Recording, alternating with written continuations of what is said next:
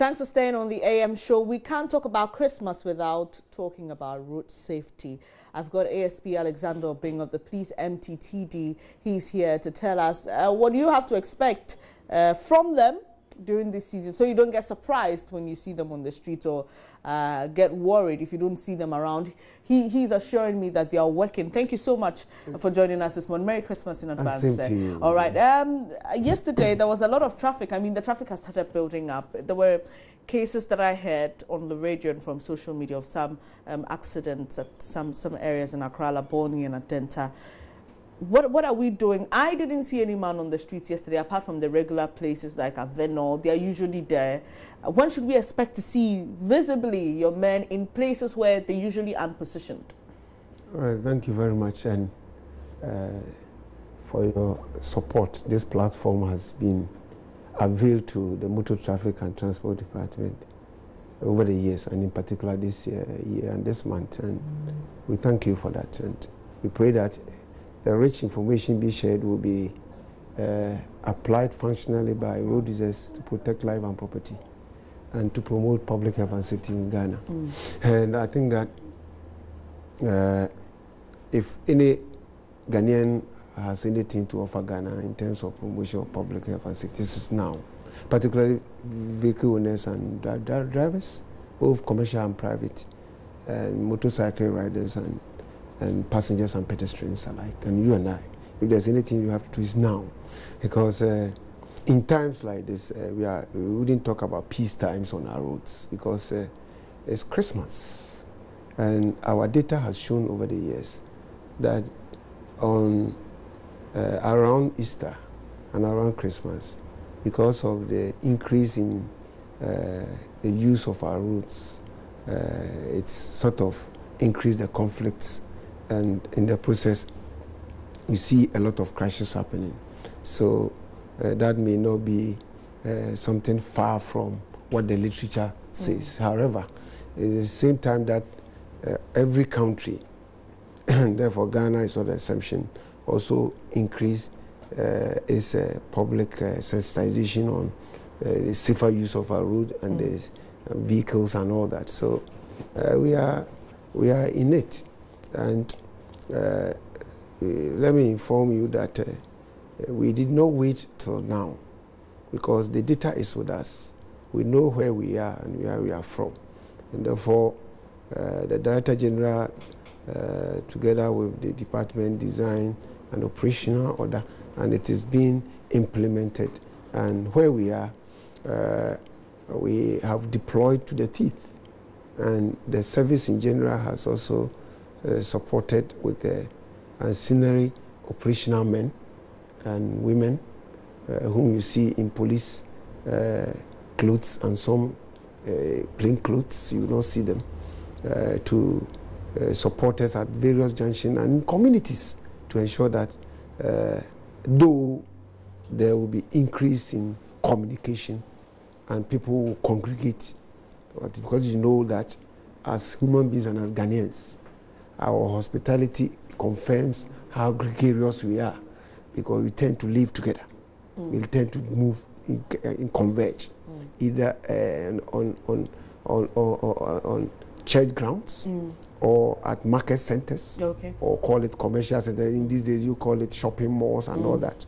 There's also the practice of movements, people moving from the cities and from other settlements to other places to interact, and those who have traveled far and near tend to return, among others, and that's why, and also the essence of Christmas, merrymaking and all that. Yes. So we begin to see this global thing that has crept into our tradition, and a lot of movement goes on, and that's what you see. Okay, so those are the statistics as they were. But you spoke about merrymaking, which brings me to maybe one of the most important things I want to ask. We know that during the Yuletide, a lot of people consume alcohol.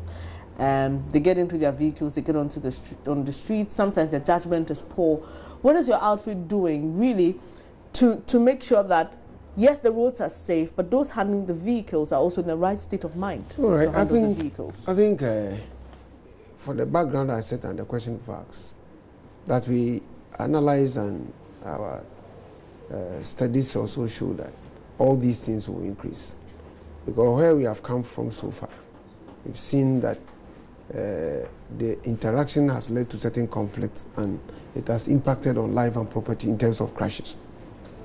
And in it, the investigations show that some were drunk, some were speeding, some were unlawfully overtaking vehicles, some had left their vehicles in dangerous condition and people crashed into them because the vehicles were not conspicuous without reflectors. Some have not maintained their vehicles. Their vehicles were rickety, discrete, and unroadworthy. We also know that some people were driving inattentively and caused this mayhem.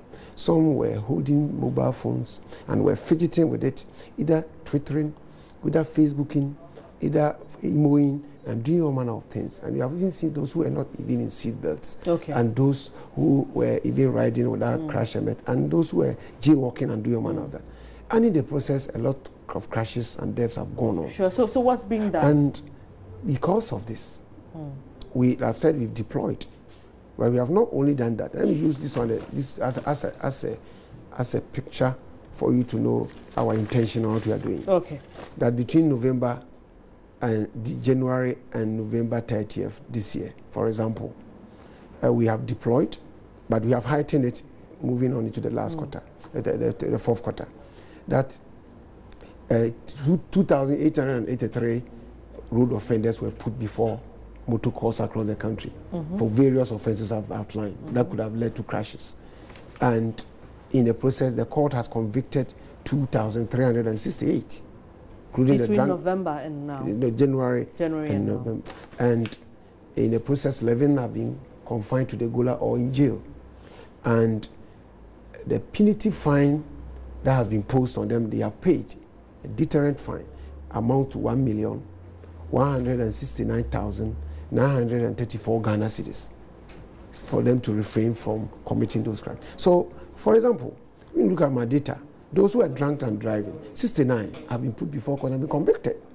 Those who have been speeding, all these, 134, those who are driving without licenses. Because know that, not only drunk drivers. And you know in this time, like the Yuletide, people tend to consume alcohol and all that. But we do all this. But note that in addition to our deployed teams, our sister, we have also reinforced our deployed personnel with 7 accident prevention squads. Okay. These are all specially trained traffic enforcement police officers who are clothed, who are equipped with modern, calibrated and standardized traffic enforcement equipment donated to MTTD, Ghana Police Service, by Road Fund through National Road Safety Commission.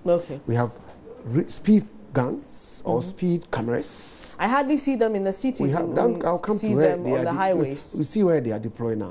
I'm giving you information. And carry on in your news. We have also given them breathalyzers when you have consumed alcohol. We have also given them scanners donated to us by roadway DVLA to scan to know whether the vehicle is roadworthy. And we have height gauges and all that.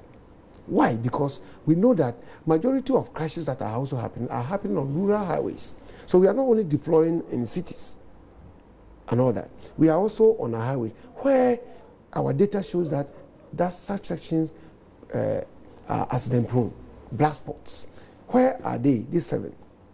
When you are moving on the N1, our first road national network is between Aflao and Elubo. We have 2 there. From Tema roundabout to Aflao, there's 1 there. And from Kaswa or Dupompe to Elubo, there's 1 there.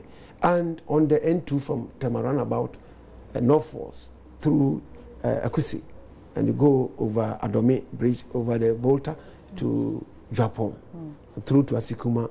We have 1 there. But is that enough? 1? No, I'm coming. I'm saying there are 7. Now they are deployed because they are mobile.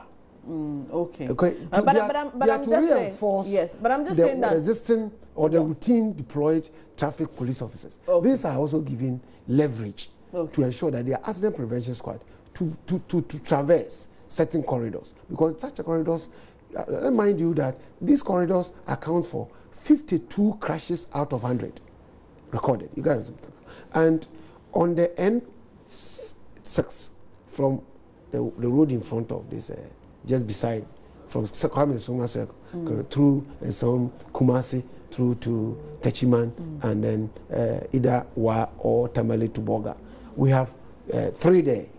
Okay. There's one from here to Konongo, and there's one also to Kumasi and beyond, and there's one through to Bupi and all that. And then on the N8, the N8 is also the road between Yamranza to Santasi roundabout. And the locations that are so critical to us, Yamranza to Santasi roundabout in Kumasi. That is the N8. And that is a long stretch. But that is N8. That yeah, I know. But on certain sections, you know, you have a blast spots there. Okay, but I keep coming to it, describing the stretch, because if you have one team, they are going to support. Okay, so because we have traffic units stationed already. Okay, that looks at the stretch. But these are teams that are specially trained, equipped to also go on it, with the sole aim of ensuring that speeding drivers, drunk drivers, drivers who have left their vehicle in dangerous condition, that otherwise could have caused crash, are refrained, are prevented from doing. ASP, let me come in. So would they be positioned at one place, or they would? They are mobile. They're mobile, so they would move, for example, between Yamranza and Santasi. No, Yamranza, as an example, we expect them to move, for example, from Yamranza to Asimfosu. They should be working there. Okay. Another time you see them from Asimfosu to Asim Praso. So that they go over the Pra River, and you see them between Formina Adanse and on all over, all the way to Anyan Kwanta and all that. They will be there to ensure that incidents otherwise that had not been attended to, that could have resulted in crash, are prevented. For example, if you have left vehicle in a dangerous condition, they seem to go to the scene and assist to look for a towing truck to remove it. If you are speeding, they have the speed cameras to check. If they stop you as and when, to even find out whether you are smelling of alcohol, whether you are drunk, and then they give you the breathalyzer, and then you give us 100 milliliter of breath and see whether it will breathalyze 35 microgram of alcohol in the breath you are provided, to see whether you are drunk or not. Because drunk drivers mostly also create chaos on our route and cause, So all these things are mirror of proactive and reactive strategy we are putting in place. I also remind you that this year we have formed task force with DVLA nationwide, and we are doing roadside checks of vehicles. Police and DVLA are together, and with the Road Safety Commission, we have formed a sensitization task forces. And we together with some of the transport operators, and then NGOs, Street Sense and all that, and even Guinness Ghana are with us, and we are out there promoting safety, bringing the attention of road users to the clarion call that one way to go get your life decimated is when you are not responsible enough on the road, and to this, a lot of regional managers have done well, a lot of regional ministers have done well, a lot of regional police commanders have done well, and one that comes to mind is the Central Regional Minister joined the team, and our regional police commander and our MTTD officers to sensitize Ghanaians on the N1 around Mankasim, and that was well emulating. And we are also happy that even the metropolitan, municipal, and district assemblies have taken it upon themselves to ensure that our roads are safer for pedestrians who are resident in their community. A case in point is what is happening in Abofo Township. The market has been relocated to a safer ground. Now the road is free.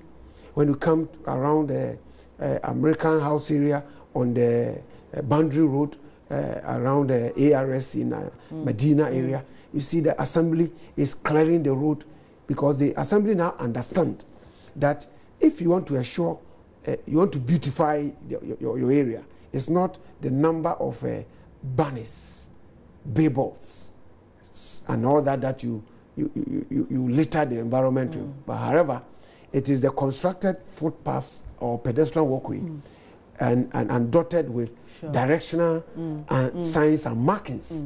That is what make cities what it's supposed to be, because that is, every city speaks to its resident by the engineers' handprints of constructed roads and the furniture that guides and protect. Because in Ghana, as I'm speaking, if 100 Ghanaians that get killed on our roads, 43 to 45 this year is getting to even 45 are pedestrians. So the assemblies have taken upon themselves to ensure that pedestrian safety, the residents, majority of whom are on foot, are also a service that they deliver by ensuring that they have free access and safer access. ASP, finally, in wrapping up, just to give road users tips. We hear this all the time, but emphasis it's only to press home the point, or repetition is only for emphasis. So don't drink and drive.